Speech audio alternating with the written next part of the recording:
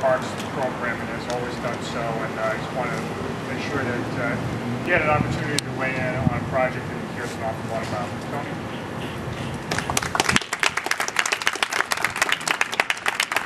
Thank you, Mayor. It is a great day to see a finally project completed. We're talking about it, watching the work progress over the last year or so, and finally, with great work done by city employees, planning by Jill and others, we finally have this court in a way that I believe is not only pedestrian and people-friendly, but also business-friendly. It's an opportunity for a beautiful open space downtown to enjoy, and at the same time to enhance the business community around Green School. It is an urban parks program.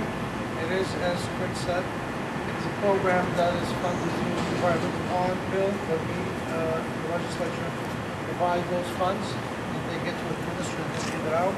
And New Bedford has really taken its, I'm not going to say it's fair share, we want more, but I think New Bedford has done an effective job in trying to make sure they receive money on every round of the program.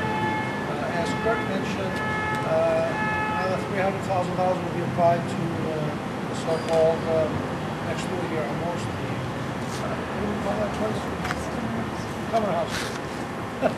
And so he'll get, and I know Secretary Sullivan has been hearing from us now for some time, and he has, I don't want to put it in writing, but he has committed to look at the possibility of additional money from this program for Hazelwood Park in the South End. I know Kurt is aware of that. We've been talking to him, and we have spoken with Secretary Sullivan.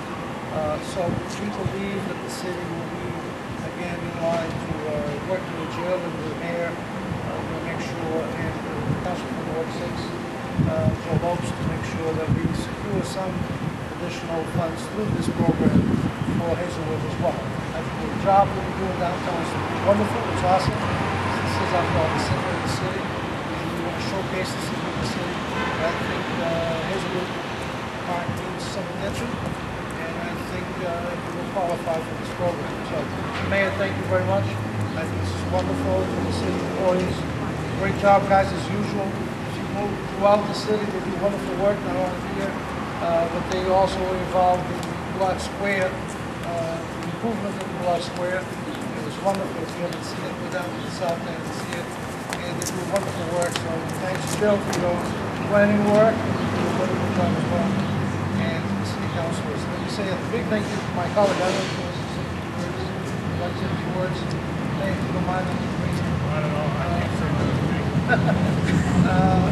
My colleague that represents still the city until January of next year.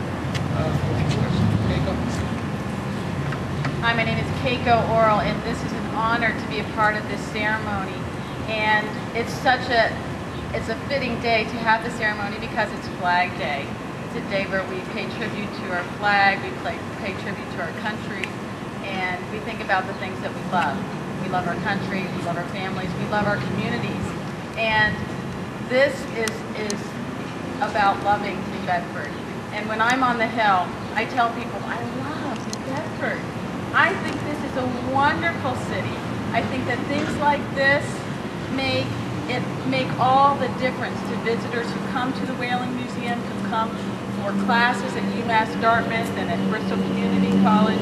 And these types of things will bring revitalization, will bring a fresh new start for New Bedford, a fresh new direction, and I think that this is a wonderful opportunity to be a part of it. And I appreciate all of the effort that went into making this such a beautiful place.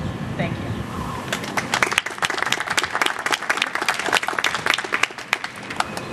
Thank you, Keiko. Let me call up Jim McLean now, who more than anyone has been intimately involved in the project, who knows it from A to Z, and really poured a tremendous amount of energy and thought into it, and the results have been fantastic. So, Jill. Thank you, Matt. I just want to touch briefly on some of the process and how we got to this point today. First of all, I'm very excited to finally see the project coming to completion. It's great to see this project come to life. It's been on the tables in the planning office since I started here over 6 years ago. Several years ago, we started with the city master plan back in 2009, as well as the downtown study that the mayor mentioned, which also their public process began at the same time. We had over 50 meetings. We had over 1,100 people participate in those meetings.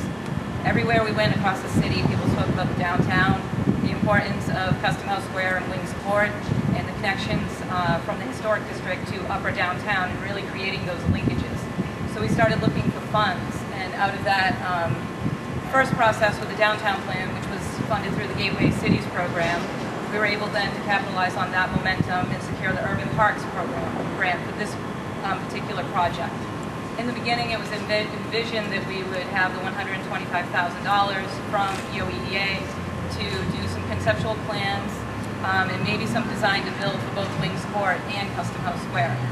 When we started the process with CDM, they came up with some really great, solid conceptual ideas, and we realized right off the bat that we were able to reach consensus very quickly, at least for Wings Court. So at that time, we went back to EOEDA and asked, could we take the remainder of the funds, and rather than finalizing Custom House Square and Wings Court planning and engineering, could we just finish Wings Court and then use the remainder of the funds for the construction materials? To which they graciously said yes. And as Kurt mentioned, and I want to stress, we couldn't do a lot of these projects in the city without the city team that we have, and DPI has been great. The Masons have put up with all of us coming down, changing things, tweaking it here and there, bringing in landscape architects at the last minute. Literally, all the planting you see went in about a day and a half by the cemetery department. So they've done a wonderful job. And the next process, as the mayor mentioned, will begin with Custom House Square. We've applied for a second Gateway Urban Parks grant. Due to our successes, we received that one as well for $300,000, as Kurt mentioned. So that process has begun a little bit with Chris Reed from Stoss Urban Design. We'll be focusing on Custom House Square and the framework around it, including the 54th Regiment Memorial and the Custom House, as well as Barker's Lane, and taking into consideration the linkages that will create between the upper downtown and the historic district. So once we come up with some concepts that are further designed with Chris that involve more greenscape than hardscape as found in here, we'll be taking that to the public probably around the end of August or September to finalize ideas and designs. And all of this, of course, is still built off of what we brought to the public the last time around with CDM. And they'll be continuing this process most likely and bringing it to the design to build level, which then DPI takes and makes what you see here. So Custom House Square will begin construction at the end of October after all the events have taken place this season. That's all.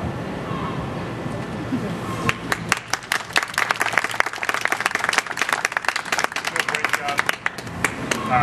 As you can see,